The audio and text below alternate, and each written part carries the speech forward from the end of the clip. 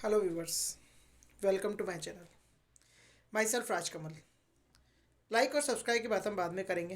पहले हम बात करते हैं आज के मुद्दे की, आज के टॉपिक की, आज के सब्जेक्ट की। आज का सब्जेक्ट ये है कि लाइफ इंश्योरेंस पॉलिसी हम क्यों लेते हैं। ज़्यादातर हम जिस सोच के हिसाब से लेते हैं वो सबकी जनरली एक ही बेस होता है उसका, और वही बेस लेकर के हम चलते हैं। जैसे कि आज मैंने लाइफ इंश्योरेंस ली, जब सबसे पहले लाइफ इंश्योरेंस ली तो मुझे भी पूरा ज्ञान नहीं था कि ये लाइफ इंश्योरेंस कब लेनी चाहिए, कौन सा प्लान लेना चाहिए, कितने की लेनी चाहिए। ले तो ली, लेकिन ये नहीं पता। तो लाइफ इंश्योरेंस होनी चाहिए, ये सबको मालूम है, लेकिन लाइफ इंश्योरेंस कब लेनी चाहिए, कौन सा प्लान लेना चाहिए और कितने की लेनी चाहिए, यानी कि कब, कौन सी, कितने की, बात ये है। क्योंकि लाइफ इंश्योरेंस एक ऐसा सेविंग मोड है, इस पे अगर हम इसको सही तरीके से यूज़ लें तो ओवरऑल एक बहुत अच्छा कॉम्बिनेशन है इसमें सेविंग करने का। हम सिक्योर्ड भी हो जाते हैं, फ्यूचर अनसर्टेनिटीज़ भी मीट आउट हो जाती है, और पैसा जब तक देते रहते हैं तब तक भी सिक्योर्ड है। और बाद में जब हमारी मैच्योरिटी हो जाती है पॉलिसी की, यानी कि अगर हमारे साथ कोई दुर्घटना नहीं घटती है और पॉलिसी की एंड तक हम पहुंच जाते हैं, यानी कि मैच्योरिटी पे होता है, तो अच्छा पैसा भी मिलता है हमें। बीच में ज़रूरत पड़े पैसे की तो हम लोन भी ले सकते हैं, और पॉलिसी को इस तरह से मेंटेन कर सकते हैं कि हमारी फ्यूचर अनसर्टेनिटीज़ मीट आउट हो जाए। फ्यूचर अनसर्टेनिटी का मतलब ये नहीं होता कि किसी व्यक्ति के बाद में उसके परिवार को जो ज़रूरत होने पर जो उसका खर्चा होता है उसका भार वे उठा ले उस पॉलिसी के पैसे से। जब वो पॉलिसी मैच्योर्ड हो जाती है या फिर पॉलिसी के बीच में अगर किसी पर्सन के साथ दुर्घटना हो जाती है, वो पैसा आ जाए तब उसका उपयोग उस तरह से हो, इसका मतलब ये नहीं होता। फ्यूचर अनसर्टेनिटी बहुत है, एजुकेशन का खर्चा है, कहीं आना जाना है उसका खर्चा है, घूमने फिरने का खर्चा है, बच्चे को एक अच्छी एजुकेशन देनी उसका खर्चा है, उसकी शादी करनी उसका अच्छा खर्चा है, हमारी बिटिया है उसकी शादी करनी उसका खर्चा है, बिटिया की शादी करने के बाद में भी उसके कई रीति रिवाजों में जो हमें पैसा खर्च करना पड़ता है, कई चीज़ों को निभाना पड़ता है, उसमें पैसे का खर्चा होता है। यानी फ्यूचर अनसर्टेनिटीज़ अनलिमिटेड है, आती रहेगी। जब तक हम जीते रहेंगे तब तक अनसर्टेनिटीज़ रहेंगी, और हमेशा अननोन लाइबिलिटीज़ हमारे साथ चलती रहेंगी, बनी रहेंगी।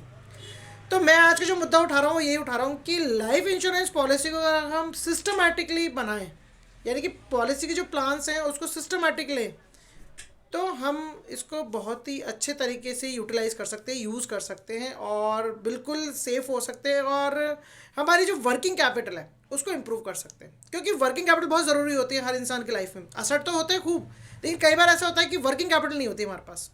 तो मेन मुद्दा ये है कि मैं तो कहता हूँ कि आज जो मैं बताने जा रहा हूँ वो ये बताने जा रहा हूँ कि भाई हमें लाइफ इंश्योरेंस पॉलिसी कब लेनी चाहिए, कितने की लेनी चाहिए, कौन सा प्लान चाहिए लेना चाहिए, ये तो हमें पता है, लेकिन जो मेरा मुद्दा है वो यही है कि भाई कब, कौन सी, कितने की।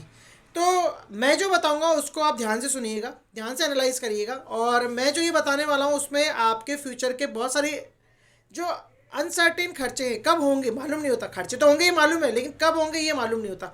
वो भी आपको मीट आउट होने लगेंगे, और आपकी वर्किंग कैपिटल भी आपके हाथ में रहेगी, और पॉलिसी के पैसे से ही पॉलिसी के अमाउंट को, अगर हमारी इनकम कम रहती है, कई बार ज़्यादा जनरेट नहीं हो पाती, तो उससे कैसे भरा जाता है।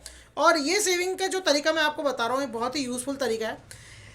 बुक्स में सेविंग के बारे में बताया जाता है, रेट ऑफ इंटरेस्ट के बारे में बताया जाता है, जो अर्निंग कितनी होगी ये बताएगा, हर पैरामीटर बताया जाता है, प्लान्स बताए जाते हैं। और लेकिन ये नहीं बताया जाता कि भाई हमारे जो एक्चुअल में प्रैक्टिकली जो हमारे खर्चे होते हैं, जो प्रैक्टिकली हमें जो पैसों की ज़रूरत पड़ती है वो कैसे आए, किस तरह से हम सेव करें, किस तरह से प्लान डालें कि वो हमारे पास आए। पैसा हमारे पास तब आए जब हमें नीड हो, जो रिक्वायर्ड हो। जैसे हम बात करते हैं कि किसी व्यक्ति के दो बच्चे हैं, उनकी शादी होगी, तो उनको पता थोड़ी ना शादी कब होगी और कब पैसा चाहिए, हमें एग्जैक्ट कुछ नहीं पता होता। लेकिन फिर भी अगर हम किसी प्लान को इस तरह से डेवलप कर दें कि भाई उसकी थोड़ा आगे पीछे भी अगर आ जाए तो कम से कम एक सपोर्ट तो रहेगा। भाई मेरे पास कोई खर्चा होने वाला है 20 लाख, और मेरे पास अगर 5 लाख का सपोर्ट पहले लग गया, 10 लाख का सपोर्ट लग गया, तो कम से कम मैं उस काम को करने के लिए जो मुझे वर्किंग कैपिटल की रिक्वायरमेंट है वो तो कुछ हद तक तो पूरी होगी। बाकी तो मैं अरेंज करूंगा, या बाकी मैं अपनी इनकम भी जनरेट करूंगा, इतने साल तक पैसा सेव भी करूंगा, तो कुछ ना कुछ तो होगा मेरे पास। और नहीं भी होगा तो मैं उसको जितने भी खर्चा करना चाहिए उसे कम पे भी कर दूंगा, क्योंकि जो भी कुछ मेरे हाथ में आएगा पैसा इंश्योरेंस पॉलिसी की स्कीम को डेवलप करके, तो कम से कम आएगा तो सही। तो मेरे मेन मुद्दा यही है कि हम कैसे पॉलिसीज़ को रोटेट करें, कैसे पॉलिसियाँ लिए। क्योंकि अमूमन अगर हमारे यहाँ पे कोई पॉलिसी करने वाला, जैसे मान लीजिए कोई मेरा फ्रेंड है, वो इंश्योरेंस पॉलिसी करने वाला एजेंट है, या फिर मेरा कोई जानकार है, कोई मेरा रिश्तेदार है, अगर वो मेरे पास आता है पॉलिसी करता है, तो भाई वो बताता है कि भाई ये प्लान ले लो, इतने का ले लो और ये इसमें ये बेनिफिट है। अरे भाई हमारी रिक्वायरमेंट है, हमें मालूम होना चाहिए हमें कौन सा प्लान लेना है, कितने का लेना है, कब तक के लिए लेना है, और हमारे को उससे कितना पैसा चाहिए, उस हिसाब से कौन कितने रुपए का लेना चाहिए हमें। ये हमें, हमारी रिक्वायरमेंट हमें मालूम होनी चाहिए। अगर हमें मालूम है तो बहुत बढ़िया बात है, एजेंट आता है हम उसको बताते हैं और वो हमारे को प्लान बताता है, प्लान के बेनिफिट्स बताता है, कितना रिटर्न मिलेगा ये बताता है।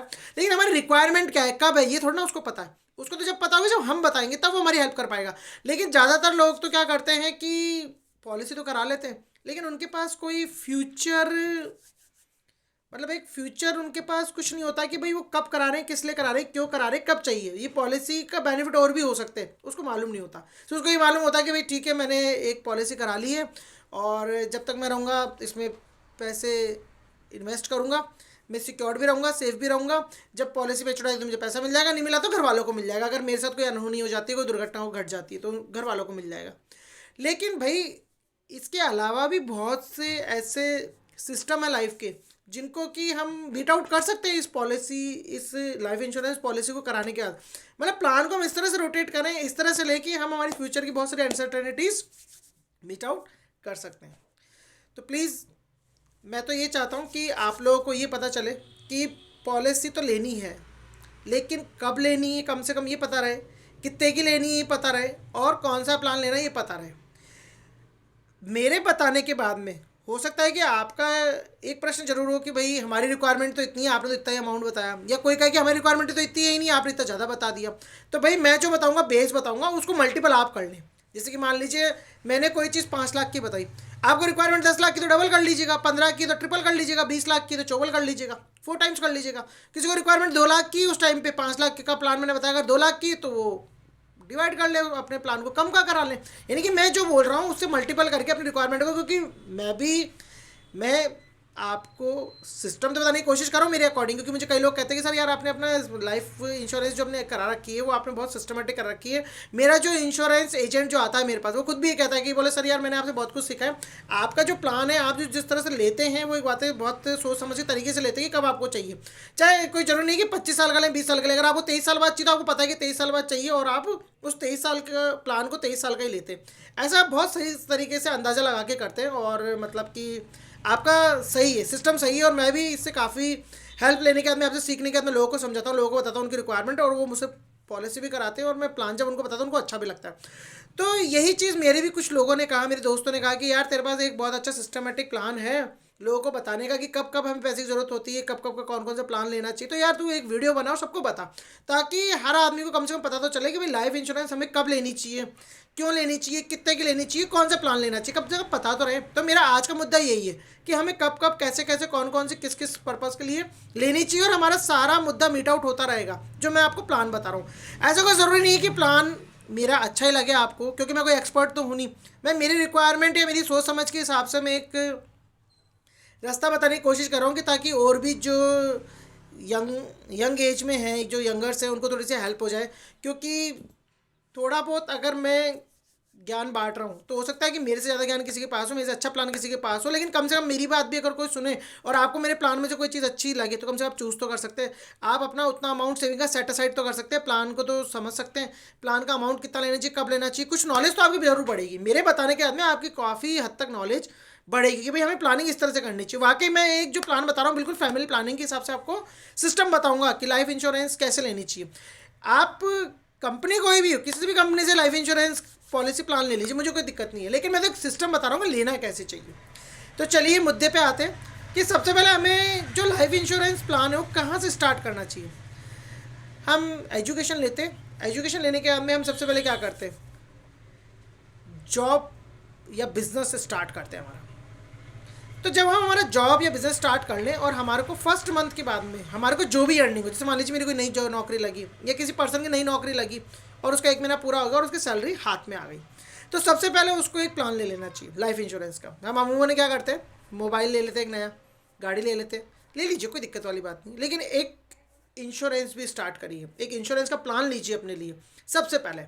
और आप जिस भी उम्र में नौकरी में लगते हैं, मान लीजिए आपने 21 साल की उम्र में ग्रेजुएशन करी है, 22 साल की उम्र में ग्रेजुएशन करी है, उससे पहले कर ली, जो भी आपकी उम्र है, आपने ग्रेजुएशन करी, कोई प्रोफेशनल कोर्स करा और आप 23-24 साल के हो गए, 25 साल के हो गए और आपकी जॉब लग गई। मान लीजिए मैं एक एग्जांपल लेता हूँ कि 25 साल की उम्र में आपकी जॉब लग गई। आपने 25 साल की उम्र में जॉब करा, आपको फर्स्ट मंथ की पहले तनख्वाह मिल गई, या 25 की उम्र में आपने एक बिजनेस स्टार्ट करा और पहले मंथ बाद आपको कुछ इनकम जनरेट हुई आपके अपने बिजनेस से, वो आपने ली। चाहे आप बिजनेस करें चाहे जॉब करो, इनकम तो जनरेट होगी, कुछ ना कुछ तो होगी। तो प्लीज़ आप उस दिन से ही, जिस दिन आपकी पहली सैलरी हाथ में जाए, उस दिन से आप प्लानिंग डाल दीजिए।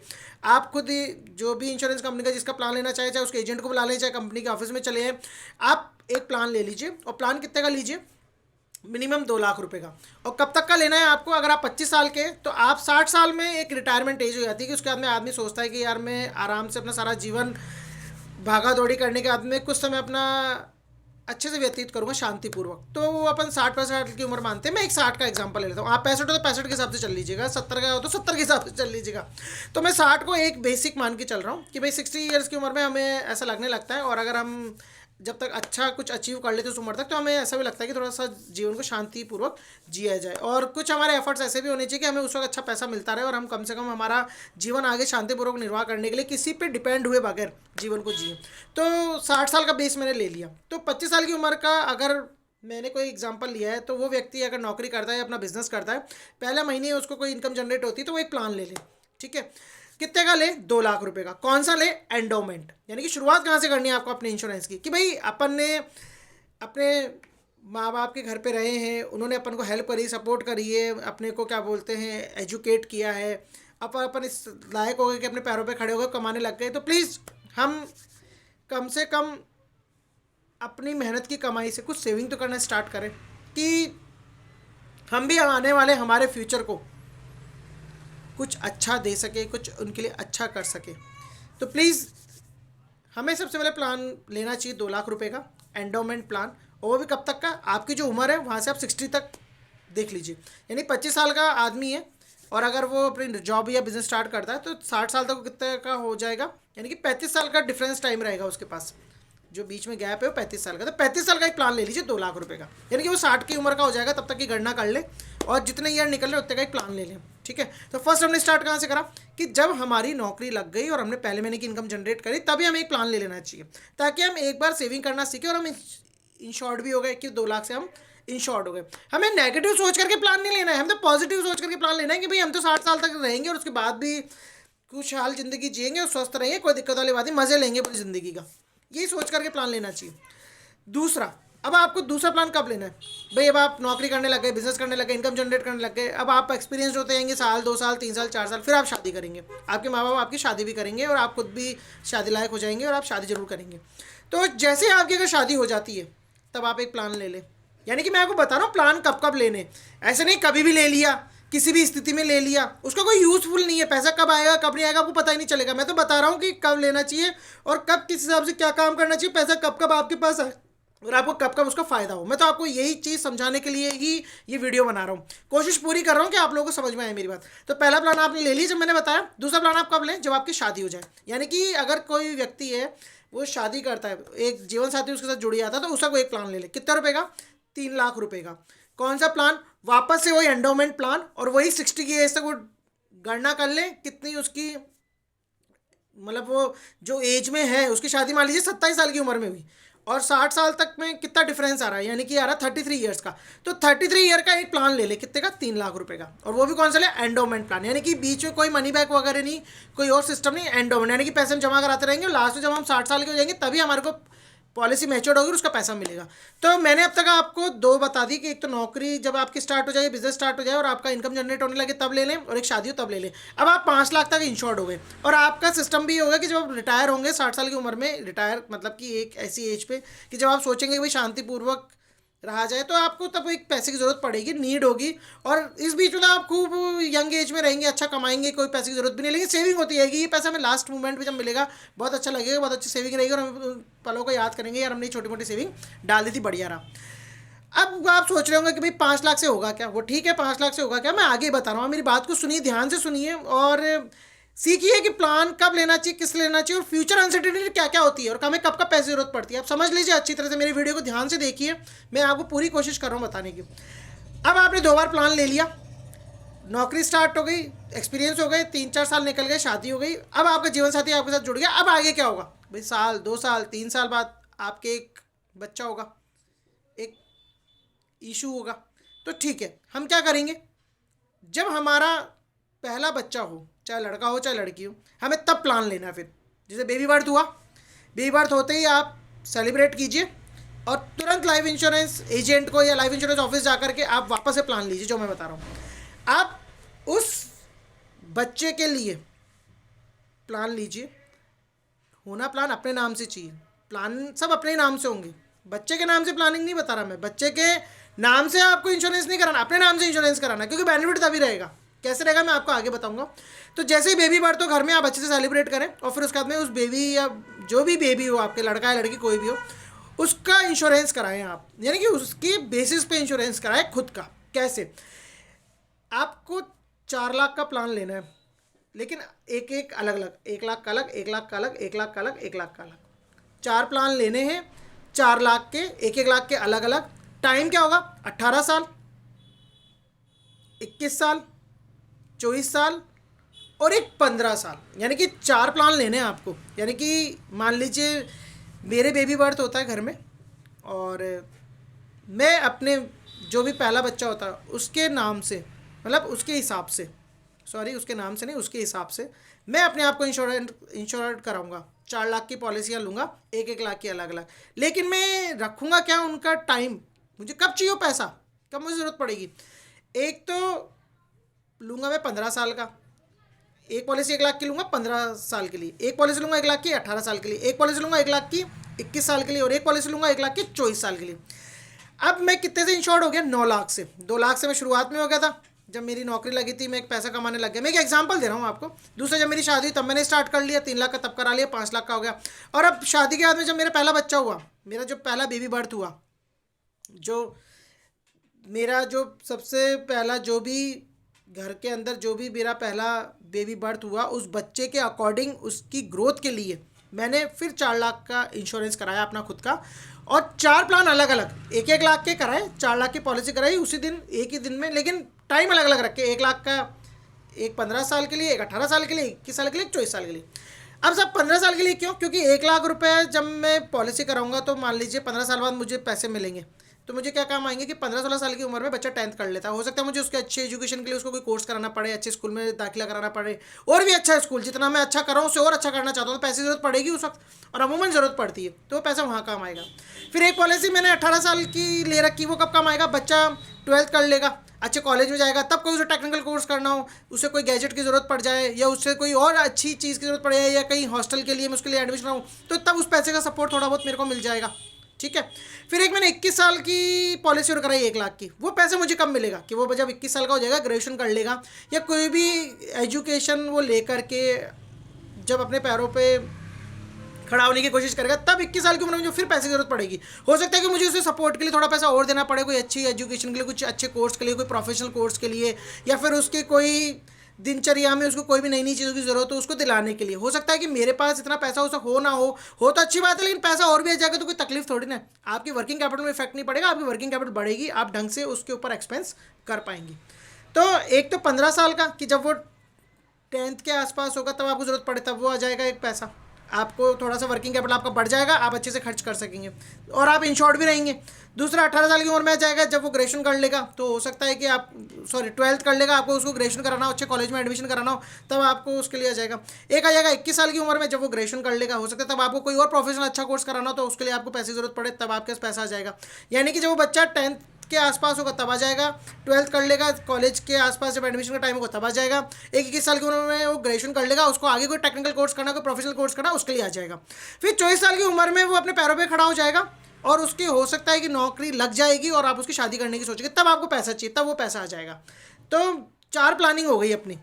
ठीक है, आपने शादी तक का एक प्लान ले लिया, ताकि उस टाइम पे 24 साल की उम्र में भी आपको कुछ पैसा हाथ में आएगा, तो आप उसकी शादी में वो पैसे इन्वेस्ट कर सकते हैं। चाहे वो पैसा वो 1 लाख का 2 लाख बन जाए, 2.25 लाख बन जाए, 2.5 लाख बन जाए, जो भी प्लान है आपका, जो भी टाइम पीरियड है, जो भी कंपनी आपको रेट ऑफ इंटरेस्ट देगी, बोनस देगी, जो भी देगी, वो आपको इंश्योरेंस प्लान वाला बताएगा। अब आपको लगता है कि साहब शादी में 2 लाख 2.5 लाख से होता है क्या है, तो भाई मैंने क्या कहा, आपकी कैपेसिटी जो है उस हिसाब से मल्टीपल कर ले। लेकिन मैं तो उस हिसाब से बता रहा हूँ कि एक नॉर्मल आदमी हो, जिसकी इनकम कम हो, वो कम से कम अपना फ्यूचर तो सोचे, तरीका तो सोचे, अपनी कौन सी अनसर्टेनिटी को मिट आउट करने के लिए प्लान ले। तो इसलिए मैं बता रहा हूँ। तो भाई मैंने ये बता दिया कि भाई एक तो नौकरी स्टार्ट करेगा तब लेगा, दूसरा वो क्या बोलते हैं जब उसकी शादी हो जाएगी तब लेगा, जब शादी के बाद में पहला बच्चा होगा तब लेगा। अब उसमें एक चीज़ और है, ये पहला बच्चा होगा तो 4 कारण से लिए, मैंने बता दी 4 लाख की अलग अलग पॉलिसी, किस किस कारण से कि भाई वो 10th 12th ग्रेजुएशन और शादी, चारों आपके खर्चे मिट आउट हो गए। फ्यूचर में यही खर्चे होते हैं ज़्यादातर, जो हमें मालूम होता है कि ये तो होने, ठीक है। ऐसे अगर आपकी दूसरा बच्चा और हो, भाई 2 की प्लानिंग हम करते हैं ज़्यादातर, 1 या 2, तो कोई 1 की करता, कोई 2 की करता, कोई ज़्यादा की करता, लेकिन मैं तो 2 की मुझे कहानी समझ में आती है, और 2 ठीक है, मेरे बच्चे भी 2 ही हैं अभी। तो दूसरा बच्चा जो, तो उसका भी सेम वही करना है आपको, फिर वापस से उस दूसरे बच्चे की होने की खुशी में आपको सेलिब्रेट करना है, और वापस से किसी इंश्योरेंस एजेंट को बुलाना है, या इंश्योरेंस ऑफिस जा कर के कोई भी कंपनी के LIC का आपको एक प्लान लेना है, ठीक है, लाइफ इंश्योरेंस पॉलिसी का एक आपको प्लान लेना है। तो वो आप क्या करेंगे, वापस से वो बच्चा हो तो वही वापस से 4 लाख की कराइए, वही 1 लाख की अलग अलग उसकी एज के अकॉर्डिंग, वही वापस से एक पॉलिसी 1 लाख की 15 साल के लिए, एक पॉलिसी 1 लाख की 18 साल के लिए, एक पॉलिसी 1 लाख की 21 साल के लिए, और एक पॉलिसी 1 लाख की 24 साल के लिए। उस बच्चे की भी आप वैसे ही 4 पॉलिसी मतलब करनी खुद की है, लेकिन बेस बच्चे का है कि बच्चे को जब जरूरत पड़ेगी तो हमारे पास पैसा होना चाहिए। अब आप कितने से इंश्योर्ड हो गए, 2 लाख पहले, 3 लाख बाद में, और 4 लाख दोनों बच्चों के होने पे, तो 8 और 5 13 लाख, 13 लाख से आप इंश्योर्ड हो गए सब, ठीक है, आप सब इंश्योर्ड हो गए, और आपकी स्थिति भी मजबूत है, आप कमाते भी जा रहे हैं, अच्छी इनकम भी आ रही है। मैंने आपको पहले भी कहा कैपेसिटी के अनुसार आप इसको मल्टीपल भी कर सकते हैं, बढ़ा भी सकते हैं, घटा भी सकते हैं। किसी को 4 लाख की जगह 8 की कराना तो 8 की करा ले, आपको 50-50 की 50-50 की करा ले, जिसकी जैसी कैपेसिटी उसे मल्टीपल कर लें। आप समझदार हैं, मैं इतनी चीज़ आपको बता चुका हूँ। रिक्वायरमेंट आपको अपनी ज़्यादा मालूम है, आपकी कैपेसिटी कमाने की आपको अपनी अच्छी तरह पता है, आप कितना कर सकते हैं, कितना लगा सकते हैं, तो प्लीज़ उसको मल्टीपल कर लें। अब आपकी सिस्टर भी है, हो सकता है कि आपकी भी तो सिस्टर हो, उसकी भी शादी हो चुकी हो, उसके भी 2 बच्चे हों, ठीक है। तो आप अपनी सिस्टर की जैसे 2 बच्चे हों तो खुद की 1-1 लाख की इंश्योरेंस करा लीजिए। भाई मायरा भी तो भरेंगे, मायरा एक बहुत बड़ा काम होता है, और वो अच्छा ही भरना चाहिए। वो एक फ्यूचर अच्छी लाइबिलिटी होती है हमारी, कि जिसमें हमें खुशी भी होती है और हम अच्छे से अच्छा करना चाहते हैं। तो मान लीजिए अगर हमारी सिस्टर है कोई, यानी कि मान लीजिए मैंने मेरा प्लान तो ले लिया 13 लाख तक का, उदाहरण दे रहा हूँ कि मैंने मेरा ले लिया 13 लाख तक का, अब मेरी सिस्टर भी, उसके भी तो बच्चे होंगे, उसके जैसे कोई पहला इशू हो तब भी मैं 1 लाख की प्लान ले लूँ अपने नाम से, और फिर उसका कोई दूसरा बच्चा और होता है तो मैं उसका भी 1 लाख का ले लूँ अपने नाम से। यानी कि उस बच्चे उसके जो दोनों बच्चे हैं उनके लिए भी मैंने 1-1 लाख की पॉलिसी ले ली अपने नाम से। कहाँ तक, 24 साल की उम्र तक, यानी कि उसका बच्चा मान लीजिए 1 होता है, तब मैं 1 लाख का प्लान ले लूँ 24 ईयर्स के लिए, क्योंकि 24 साल की उम्र में ही शादी होगी उसकी। बाकी तो लाइबिलिटी वो मीट आउट करेगी, हम हेल्प कर सकते हैं, ऐसी कोई बात नहीं है। जीवन में हम हेल्प किसी की भी कर सकते हैं, हमारे फैमिली मेम्बर की, वो बात एक अलग है, और हेल्प ले भी सकते हैं, वो बात भी एक अलग है। लेकिन एक हम तो प्लान कर रहे हैं कि भाई इंश्योरेंस पॉलिसी कम से कम कौन कौन सी लेनी चाहिए। तो भाई हम एक मायरा भरेंगे, तो भाई उसका पहला बच्चा होता है तब हम अपने आप को 1 लाख से इंश्योरेंस करा लें, और 24 साल का प्लान ले लें, तो पैसे इकट्ठा होता रहेगा। जब उसका मायरा होगा पॉलिसी मैच्योर्ड होगी, और हम उसको दे देंगे, और भी अपनी कैपेसिटी तो और भी ज़्यादा अच्छा मायरा भरेंगे, कोई दिक्कत वाली बात है नहीं। और उसके जब दूसरा इशू होता है सिस्टर के, तब एक और ले लें, एक और ले लें, एक और 1 लाख की अपनी पॉलिसी करा ले। अब कोई कहे कि साहब मेरे पास तो इतना है ही नहीं, मैं नहीं करा पाऊंगा, तो कम की करा ले, 50 ही करा लो यार, 25,000 की करा लो, कराओ तो सही, कम से कम कुछ पैसा तो आपके हाथ में आएगा। जब आपकी स्थिति ऐसी हो रही है, अगर आप ऐसे सोच रहे हो कि कम है तो कम कराओ, कम मिलेगा, सपोर्ट तो मिलेगा आपको वर्किंग कैपिटल। और बीच में पॉलिसी चलती भी रहे और बंद भी कर दे तो भी कोई बात नहीं, पैसा तो आपका सेफ रहेगा, वेस्ट तो नहीं हुआ कहीं पर भी। तो मैं तो एक मेरा सिस्टम बता रहा हूँ कि भाई आप क्या करें। तो आपकी सिस्टर के भी 2 बच्चे होते हैं, दोनों बच्चे जैसे ही हों तब भी आप 1-1 लाख की पॉलिसी ले लें, और वो भी 24-24 साल की, ठीक है, क्योंकि उसके बच्चे जब 24 साल के होंगे तो शादी होगी, तब आपको जरूरत पड़ेगी, तो आप अच्छा मायरा भर सकते हैं, आपको अच्छा सपोर्ट लगेगा। मान लो तब भी आपके पास 2-2.5 लाख एक पॉलिसी का 1 लाख की 24 साल बाद, तो भाई आप अच्छा मायरा भर सकते हैं 3-4 लाख का। आज के हिसाब से बता रहा हूँ मैं, तो 5 लाख का, 6 लाख का, और भी कैपेसिटी हो आपकी, आप बढ़ा दीजिए अमाउंट, कोई दिक्कत वाली बात नहीं है। But you have sufficient amount at that time to fulfil the मायरा। योर मायरा इज, मतलब कि वो कहते हैं ना, एक अच्छी उस पर आप कर सकेंगे, क्योंकि वर्किंग कैपिटल हाथ में होगा, और पैसा आता हुआ बॉस अच्छा ही होता है। 2 लाख का भी सपोर्ट लगे तो अच्छा ही होता है, हमारा काम जितना अच्छा होना चाहिए और अच्छा हो जाता है, कोई दिक्कत वाली बात नहीं। और मैंने वैसे बता दिया मल्टीपल आप कर सकते हैं, ठीक है। अगर आप अच्छे पैसे वाले, अच्छा कमा रहे हैं, अच्छी इनकम जनरेट हो रही है, भाई कोई आदमी 10-15 हज़ार की नौकरी से स्टार्ट करता है, और कोई लाख की से करता है, कोई करोड़ की से करता है। भाई अपनी अपनी कैपेसिटी तो मल्टीपल्स कर लें आप समझदार हैं, इतना मैं कुछ समझा रहा हूँ, तो प्लीज़ इसमें आप थोड़ा बहुत तो आप अपना भी मल्टीपल का दिमाग थोड़ा सा लगा लें, और अपनी रिक्वायरमेंट को आप ज़्यादा जानते हैं, मेरे से अच्छा जानते हैं, मेरे से बेहतर जानते हैं। अब मैंने आपको ये बता दिया कि भाई जब आप कोई पहली बार नौकरी या बिजनेस स्टार्ट करेंगे तब कर लेंगे, शादी करेंगे तब कर लेंगे। जब आपके 1 या 2 बच्चे हों तो वही 4-4 लाख के अलग अलग प्लान ले लेंगे, और वो भी मैंने बता ही दिए, 15 साल, 18 साल, 21 साल और 24 साल। फिर मैंने आपको ये बता दिया कि भाई आपकी सिस्टर के भी अगर बच्चे होते तो दोनों बच्चे जब भी हों तब भी आप 1 लाख की अपनी इंश्योरेंस करा लें। तो कुल मिला के 15 लाख हो गए। 3 और 2 5, 5 4 9, 9 और 4 13, 13 और 2 15, 15 लाख से आप इंश्योर्ड भी हो गए। और आपकी देख लीजिए कितनी ज़बरदस्त प्लानिंग चल रही है कि आपके हर मूवमेंट पे पैसा आएगा आपके पास, और आप इंश्योर्ड भी चल रहे हैं। आपके साथ कुछ अनहोनी होती तब भी आप इंश्योर्ड रहेंगे। यानी कि मैं अपने आप का अगर कराता हूँ एज ए उदाहरण, तो मेरे साथ कोई अनहोनी होगी तब भी घर वालों को अच्छे पैसे मिल जाएंगे। और अगर मैं लाइफ टाइम उनके साथ चल रहा हूँ तब भी मेरी वर्किंग कैपिटल अच्छी बढ़ती जा रही है, मुझे जब जब समय पे जो पैसा चाहिए होगा मुझे मिलेगा। तो देखिए कितना बढ़िया प्लान है। आपको 60 साल की उम्र में मिलेगा, जब बच्चों का एजुकेशन का टाइम आएगा तब भी मिलेगा, ग्रेजुएशन के टाइम पे भी मिलेगा, स्कूल एजुकेशन के टाइम पे भी मिलेगा, शादियों की तब भी मिलेगा। यानी कि आपको वर्किंग कैपिटल मिल रही है और आप इंश्योर्ड भी चल रहे हैं, दोनों तरह से इंश्योर्ड चल रहे हैं। और आपकी जो फ्यूचर अनसर्टेन अनलाइबिलिटीज़ है, अनसर्टेन लाइबिलिटीज़ है, वो भी मीट आउट हो रही है। ठीक है, मैं कोई बहुत बड़ा ज्ञानी नहीं हूँ, मैं कोई बहुत अच्छा स्पीकर नहीं, मैं कोशिश कर रहा हूँ। मैंने इन दिनों वीडियो बनानी शुरू करे, तो प्लीज़ मैं अगर कुछ हिचकिचा करके बोलूँ तो प्लीज़ उसको अदर वे में लें। आप तो सिर्फ इस बात पे ध्यान रखिए कि मुद्दा मैंने क्या उठाया और मैं आपको क्या समझाना चाह रहा हूँ। तो प्लीज़ इस बात को आप समझने की कोशिश करें जो मैं आपको बता रहा हूँ। ठीक है, अब मान लीजिए जब आपका बच्चा 10 साल का हो जाए, पहला बच्चा जब आपका 10 साल का होता है, तब आप 5 लाख की ले लें मनी बैक पॉलिसी। तब आप 5 लाख की ले लें money back policy. Money back policy लें जिसमें 3-3 साल से पैसा है, या 4-4 साल से पैसा है, या 5-5 साल से पैसा है, क्योंकि वो आप पॉलिसी ले लेंगे तो आप और सुदृढ़ और मजबूत हो जाएंगे। 3-3 4-4 साल बाद मान लीजिए मैंने 5 लाख की पॉलिसी ली और 3-3 साल बाद मुझे मिलेगा, मान लीजिए मनी बैक में होता है ना अपन को 3-3 साल से या 4-4 साल से 5-5 साल से पैसा मिलता है, तो बीच में आपको पैसा ही मिलता जाएगा। आपको कहीं इंश्योरेंस पॉलिसी को, आगे की पॉलिसी को चलाने के लिए पैसे की जरूरत पड़ी, मान लीजिए आपके खर्चे बढ़ गए, नहीं है तो कम से कम इससे पैसा आता भी रहेगा और आगे की पॉलिसी के पैसे भी हम भरते रहेंगे, तो आपको सपोर्ट भी लगेगा, हेल्प भी होगी। तो 5 लाख आप क्या करेंगे, इंश्योरेंस ले लेंगे अपना खुद का, जब आपका पहला बच्चा 10 साल का हो जाए। मनी बैक लेंगे, ठीक है, एंडोमेंट नहीं लेंगे, मनी बैक लेंगे। 25 साल का प्लान ले लेंगे, 20 साल का ले लेंगे, जो आपकी मर्जी वैसे ले लीजिए। मैं तो 20 से 25 का कहता हूँ, ले लीजिए। 5-5 साल से 4-4 साल से पैसा आता रहेगा और आप सुदृढ़ पोजीशन पर रहेंगे, आपके वर्किंग कैपिटल हमेशा हाथ में रहेगी। जब भी कोई टाना आएगा, टाने का मतलब अपना कोई भी घर में काम होता है, कोई ऐसा कोई काम होता है कि जिसपे हमें पैसे की रिक्वायरमेंट होती तब आपके हाथ में पैसा रहेगा। और ये पैसा भी जब आपका आएगा मनी बैग से बीच बीच में, तो पॉलिसी को चलाने के लिए भी आता रहेगा। और अगर कोई और कुछ छोटा मोटा खर्चा इधर उधर का होना हो, आना जाना हो, घूमना फिरना हो, तो आपको उसमें काम आ जाएगा। फिर आपको जो दूसरा बच्चा वो वापस से 10 साल का होता, तब आप एक 5 लाख की ओर करा लीजिए। ठीक है, तो मेरे अनुसार आप 25 लाख तक इंश्योर्ड भी हो गए, आपका मनी बैक भी हो गया, दोनों बच्चों की पॉलिसी का आपके पास पैसा भी 1-1 लाख रुपए मनी बैक से बीच बीच में आता रहेगा, आपकी पोजीशन सुदृढ़ होती जाएगी। और आप पैसे को वेस्ट करने की जगह आप जमा करते जाइए, सेव करते जाइए, यूज़ हो वहाँ यूज़ करते जाइए, लेकिन वर्किंग कैपिटल की आपको जरूरत नहीं पड़ेगी और आप 25 लाख तक इंश्योर्ड भी रहेंगे। और इस बीच में अगर कोई अनहोनी भी हो जाती है आपकी, तो कम से कम 25 लाख से ज़्यादा घर वालों को मिल जाएंगे, 25 लाख प्लस जो भी आपका पॉलिसी को जमा करने में जो इंश्योरेंस है। तो आप देखिए कितनी मजबूत स्थिति में आ गए, आपने प्लानिंग कर दी और आपकी पॉलिसीज जारी है और उसका पैसा भी आने लग गया है। और आपको जैसे जैसे पॉलिसी के जो पैसे की ज़रूरत पड़ेगी तब भी आपके पास पैसा आने लगेगा। यानी कि जो भी आपकी फ्यूचर अनसर्टेनिटीज़ है वो मीट आउट हो रही है काफ़ी हद तक।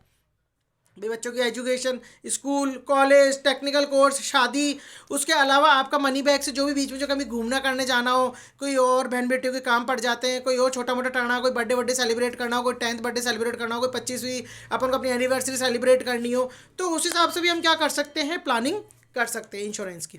तो मैंने ये बहुत अच्छी बात बताई है आपको कि भाई 25 लाख तक इंश्योर्ड भी हो गए। ठीक है, मतलब कि पहला आपने नौकरी के टाइम पे कर लिया, दूसरा शादी के टाइम पे कर लिया, दोनों बच्चों के टाइम पे कर लिया, 4-4 लाख के प्लान ले लिया आपने अलग अलग टाइम पीरियड के। फिर आपने क्या बोलते हैं, जब पहला बच्चा 10 साल का होता है वो आपने ले लिया मनी बैक, और दूसरा बच्चा 10 साल का हुआ तब आपने ले लिया मनी बैक, जो भी 20 साल का, 25 साल का, ताकि आपको पैसे मिलते रहे। कम ज़्यादा आप अपनी इनकम के हिसाब से देख लीजिएगा कितना करना है, लेकिन करिएगा ज़रूर। ठीक है, लेकिन आप इससे क्या करेंगे, आपके लाइफ में वर्किंग कैपिटल की कमी नहीं पड़ेगी। आपको जो भी मेन काम पे जब भी पैसे की रिक्वायरमेंट होगी आपके पैसा हाथ में आता रहेगा। और बीच में पैसा सेव करते रहें, काम नहीं आ रहा तो भाई गोल्ड बनवा लें। ठीक है, कभी हम हमारे बच्चे की शादी करेंगे तो भाई बेटी को भी गोल्ड देंगे, बहू के लिए भी गोल्ड चाहिए, तो गोल्ड बनवा लें, सेव कर ले। घूमने फिरने जाना तो घूमने फिरने चले जाएँ, कोई ऐसी आपकी मंशा हो ज़िंदगी में वो करने की, उसको पूरी करें जितनी आपकी कैपेसिटी है।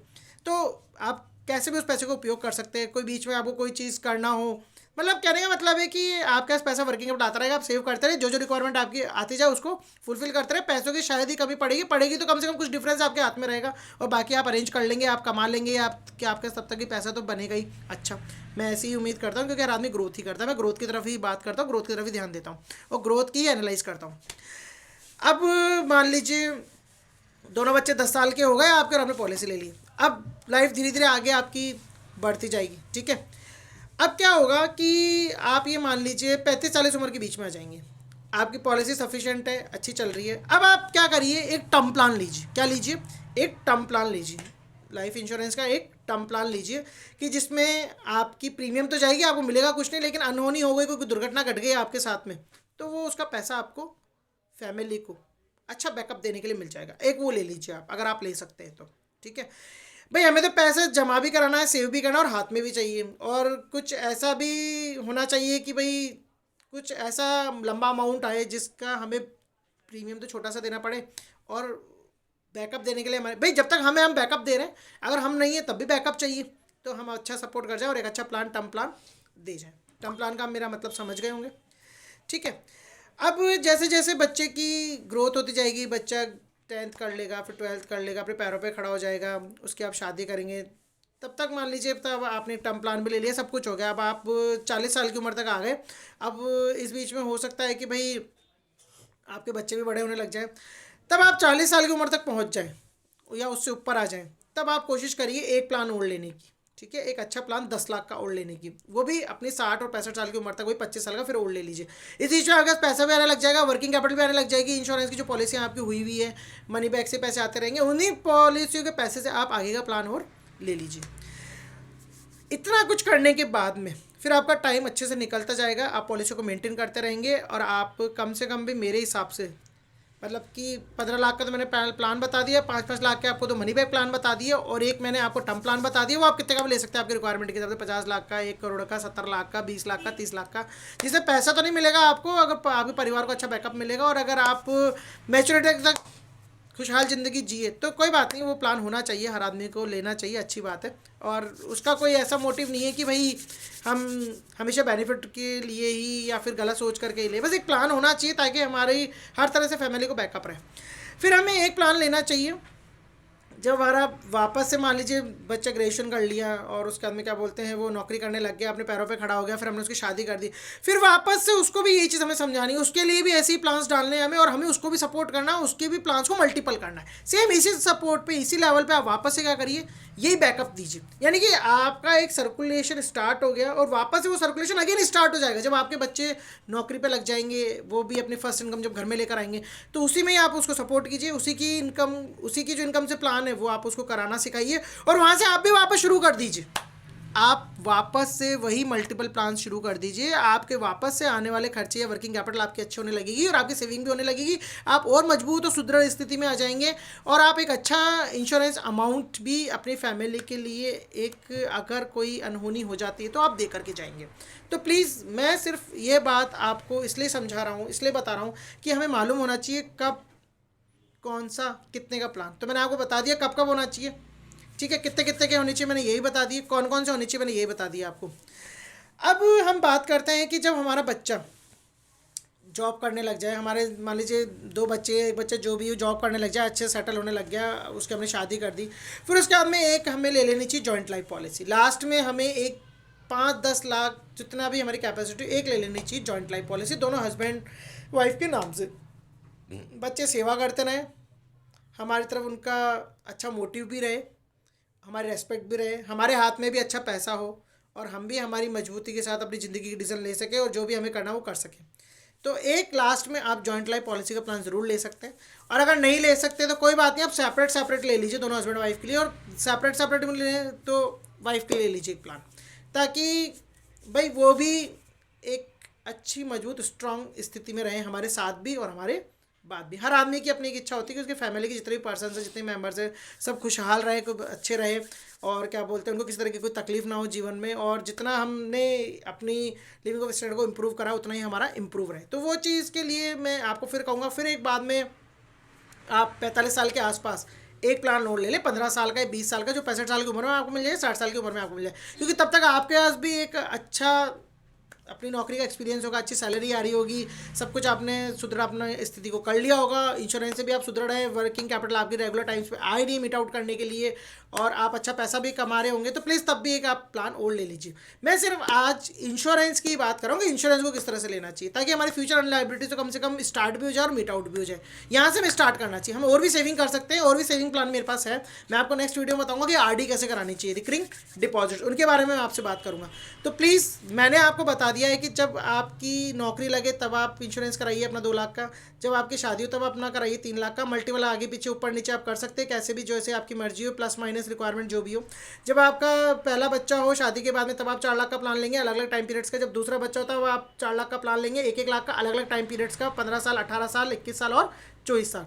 फिर उसके बाद में क्या बोलते हैं, जब आपका बच्चा पहला 10 साल का हो जाए तब आप एक प्लान ले लेंगे, ठीक है, मनी बैक पॉलिसी ले लेंगे कम से कम 5 लाख की।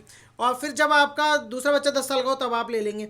और फिर उसके बाद में क्या बोलते हैं, जब आप 40 साल के हो जाएं, आपको लगता है कि आप अच्छी तरह से खर्चा चला रहे हैं, आपकी इनकम काफ़ी सफिशिएंट है, सारी पॉलिसीज़ का पैसा भी हम अच्छे से जमा करा रहे हैं, सब कुछ है, तब आप एक प्लान और ले लीजिए। जब आप 45 साल की उम्र में आ जाए तब एक प्लान और ले लीजिए 5 लाख का।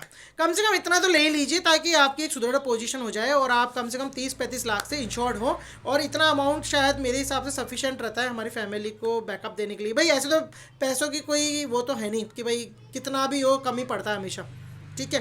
भाई सपोज करें कि मेरी फैमिली मेम्बर को तो भाई एक जेट खरीद के देने कि वो मतलब कि वो सोचता है कि पापा कभी एक जेट खरीद करके देंगे, तो भैया मेरी क्या सोचता, तो मैं भी वो खरीदूँ, क्यों नहीं खरीदूँ, खरीदना भी चाहिए मुझे, लेकिन कैपेसिटी के अकॉर्डिंग ही बात करूँ। भाई कैपेसिटी तो नहीं खरीद पाऊंगा, लेकिन जितनी मेरी कैपेसिटी स्ट्रॉन्ग पोजीशन पे मैं अपने आप को लेकर के उतना बढ़िया। भाई मैं जेट तो नहीं ला सकता लेकिन अच्छी गाड़ी तो ला ही दूंगा, कोई दिक्कत वाली बात नहीं है, एक अच्छा मकान बना के तो दे ही दूंगा, कोई दिक्कत वाली बात नहीं, अच्छी एजुकेशन दे दूंगा। तो प्लीज़ मैं वही सोच करके बात कर रहा हूँ। अब हम बात करेंगे कि भाई इंश्योरेंस पॉलिसी का हमने तो ले लिया कि कम से कम मिनिमम रिक्वायरमेंट भाई 60 साल की उम्र तक वहाँ पर अच्छा पैसा भी रहेगा, 65 साल की उम्र में भी अच्छा पैसा रहेगा, पॉलिसी भी हमारी अच्छा पैसा हमें देती रहेंगी, और हम फिर धीरे धीरे क्या करेंगे, उस पैसे से हम अपना थोड़ा सा जो इंडिपेंडेंटली जो हमें हमारा बैकअप चाहिए हमारे पास रहेगा हमेशा, और हम हमारा हंसते खेलते मतलब खुशनुमा ज़िंदगी जीते हुए अपनी धर्मपत्नी जी के साथ में आराम से अपना समय शांति के साथ व्यतीत कर सकेंगे। तो प्लीज़ इंश्योरेंस की जो प्लान मैंने आपको बताया, जो तरीके बताए, कब लेनी चाहिए, कैसे लेनी चाहिए, कौन से लेनी चाहिए, कितने के लेने चाहिए, ये मैंने आपको बता दिया है। इनमें सारी आपकी फ्यूचर अनसर्टेनिटीज़ आ जाती है, मीट आउट हो जाती है, लाइबिलिटीज़ मीट आउट हो जाती है, और आपके जो बच्चे हैं उनके भी जो क्या बोलते हैं लाइबिलिटीज़ होने वाली, उन सब के लिए मैंने आपको तरीके से बता दिया कि ये मेन लाइबिलिटीज़ होती है हमारी, मायरा वगैरह का मैंने आपका बता दिया सिस्टमेटिक। और बीच में हमारे साथ कोई दुर्घटना भी होती है तो हमारे पास अच्छा पैसा भी आ जाएगा, कोई दिक्कत वाली बात नहीं, फैमिली को अच्छा बैकअप मिल जाएगा, जो पैसे बाद में टाइम टू टाइम मिलने चाहिए वो सब एक साथ ही मिल जाएंगे, ठीक है। और अब रही बात कि भाई मैं अगले वीडियो में आपके साथ क्या डिस्कस करूंगा, वो मैंने आपको बता ही दिया। रिकरिंग डिपॉजिट्स की बात करेंगे हम कि उसका प्लानिंग कैसे डालनी चाहिए, बच्चों को सेविंग कैसे करनी सिखानी चाहिए ताकि वो भी एक मजबूत दृढ़ स्थिति में आ जाए। और मैंने आपको बता ही दिया कि जब आपका बच्चा इस लायक हो जाए कि उसकी भी शादी हो जाए, वो भी कमाई करने वाला हो, कमाई कर रहा हो, हम उसकी शादी कर दें, उसके बाद में उसको भी यही प्लानिंग सिखा करके ताकि हमारा वापस एक साइकिल और सर्कुलेशन वापस डेवलप हो जाए और हम उसको सपोर्ट करते चले जाएँ, ठीक है। तो अगर अब मेरी बात आपको सही लगी, अच्छी लगी, तो प्लीज़ लाइक कीजिए, शेयर कीजिए, सब्सक्राइब कीजिए, और कोशिश करिए कि मैंने जो आपको समझाया, जो मैंने आपको बताया हो, उसमें अगर आपको कोई प्लान सही लगता हो, कोई सिस्टम सही लगता हो, कोई ऐसी चीज़ आपको हो कि भाई आप फ्यूचर में आपको उसको कैसी ज़रूरत पड़ेगी, तो प्लीज़ गो अहेड, उतना टाइम पीरियड कैलकुलेट करके आप प्लीज़ पॉलिसीज़ को करा लीजिए। करा ली तो बहुत अच्छी बात है। अगर कोई प्लान मेरा समझ में आता, कोई मेरी बात समझ में आती, तो आप उसको अच्छी तरह से और समझ करके कि मैंने क्या बताया, हो सकता है मैं छोटा मोटा मोटिवेशनल स्पीकर हूँ तो छोटी मोटी बात ही बता रहा हूँ, छोटा मोटा आदमी हूँ, लेकिन प्लीज़ हो सकता है कि छोटे आदमी की भी कई बार कोई बात समझ में आ जाती है, टूटी हुई कलम से भी कई बार हम नई शायरी लिख देते हैं। तो प्लीज़ मेरे वीडियो बनाने का तरीका बहुत मॉडर्न नहीं है, लेकिन प्लीज़ मैं अपनी बात को आपके सामने रख रहा हूँ ताकि आप लोगों की कुछ हेल्प हो सके, जितना मैं आपको अपना मेंटली जो भी नॉलेज है आपको दे सकूँ, आपको सपोर्ट कर सकूँ। सेविंग कैसे करते हैं उन लोगों के लिए जो बिल्कुल स्टार्ट ही नहीं करते सेविंग करना, जिनको पता ही नहीं चलता कब कब पैसे चाहिए हमें, या जिनको पता ही नहीं होता कि कैसे सेविंग करनी चाहिए। जैसे मान लीजिए कई ऐसे लोग भी हैं जो जीवन को चलाना तो जानते हैं, लेकिन जीवन में जैसे होता है ना कि भाई सिस्टमेटिक कैसे हम प्लानिंग करें, उसमें मैं थोड़ी सी हेल्प कर रहा हूँ। ऐसे कोई जरूरी नहीं कि मेरा सिस्टम सही है, बिल्कुल परफेक्ट ऐसा नहीं है, मैं कोई एक्सपर्ट नहीं हूँ, ना ही मैं ऐसा कहता हूँ कि मेरा बताया हुआ हर चीज़ आपके काम आएगी, उपयोग आएगी, लेकिन मैं कोशिश कर रहा हूँ। So please like, share and subscribe and help the other people how to maintain and how to take the policies and how much amount of that. So till then have a nice time. Okay, tata, bye bye.